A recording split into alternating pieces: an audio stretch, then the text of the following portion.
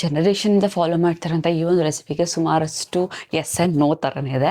So ನಾನು use ಮಾಡ್ತಾ ಇರೋದು ಬಂದು ಬಜ್ಜೆ, ಜಾಕಾಯಿ ಮತ್ತು ಓವರ್ ನೈಟ್ ನೆನೆಸಿರುವಂತಹ ಬಾದಾಮಿ ಮತ್ತು ಹಸಿ ಖರ್ಜೂರ. ಸೊ ಇಷ್ಟು ಐಟಮ್ಸ್ನ ನೀವು ಯೂಸ್ ಮಾಡಿದ್ರೆ ನಿಮ್ಮ ಬೇಬಿಗೆ ವೆಯ್ಟ್ ಗೇನ್ ಚೆನ್ನಾಗಾಗುತ್ತೆ, ಕೋಲ್ಡ್ ಆ್ಯಂಡ್ ಕಾಫ್ ಇರಲ್ಲ ಮತ್ತು ಗ್ಯಾಸ್ ಪ್ರಾಬ್ಲಮ್ ಸಹ ಇರಲ್ಲ. ನಾನು ಇಲ್ಲಿ ತೊಗೊಂಡಿರೋವಂಥದ್ದು ಬ್ರೆಸ್ಟ್ ಮಿಲ್ಕ್, ಅಥವಾ ನೀವು ಫಾರ್ಮುಲಾ ಫೀಡಿಂಗ್ ಮದರ್ಸ್ ಆಗಿದ್ದರೆ ಫಾರ್ಮುಲಾ ಮಿಲ್ಕ್ ಹಸು ಹಾಲನ್ನ ತೊಗೊಬೇಡಿ.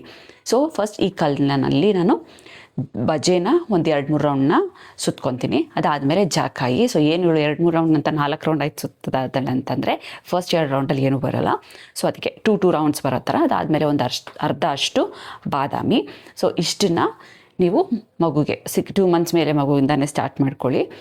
ಇಷ್ಟು ತಿಕ್ಕಾಗೂ ಸಹ ಮಾಡ್ಕೊಬಹುದು, ಇಲ್ಲ ಇನ್ನು ಹಾಲು ಹಾಕ್ಕೊಂಡು ಡೈಲ್ಯೂಟು ಮಾಡ್ಕೊಬಹುದು.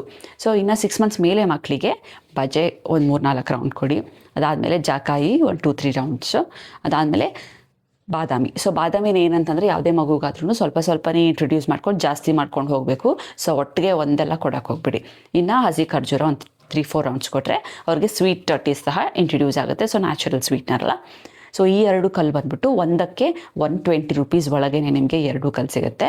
ಸೊ ಮಕ್ಕಳಿಗೆ ಈ ತೆಗೆದಿರೋ ಅಂಥದ್ದನ್ನು ಬಾಯಿಗೆ ಕೊಡ್ತಾ ಇರಬೇಕು ಡೈಲಿ.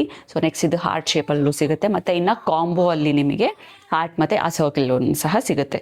ಸೊ ಈ ಕಲ್ಲು ತೊಗೊಂಡ್ಮೇಲೆ ನೀವು ಓವರ್ ನೈಟ್ ಇದನ್ನು ನೀರಲ್ಲಿ ನೆನೆಯಕ್ಕೆ ಬಿಡಿ. ನೆನೆಸಾದ್ಮೇಲೆ ಅಕ್ಕಿನ ಇರೊಂದು ಗ್ಲಾಸ್ ಹಾಕ್ಕೊಂಡು ಚೆನ್ನಾಗಿ ಅದ್ರ ಮೇಲೆ ತರಿದ್ರೆ ಏನಾಗುತ್ತೆ ಅಂತಂದರೆ ಅದರಲ್ಲಿರೋ ಮಣ್ಣು ಪಾರ್ಟಿಕಲ್ಸ್ ಏನಿರುತ್ತೆ ಅದೆಲ್ಲ ನೀಟಾಗಿ ಹೋಗುತ್ತೆ. ಈ ಥರ 3 to 4 ಟೈಮ್ಸ್ ಮಾಡಾದಮೇಲೆ ಚೆನ್ನಾಗಿ ವಾಶ್ ಮಾಡಿ ಅದಾದಮೇಲೆ ಬೇಬಿಗೆ ಯೂಸ್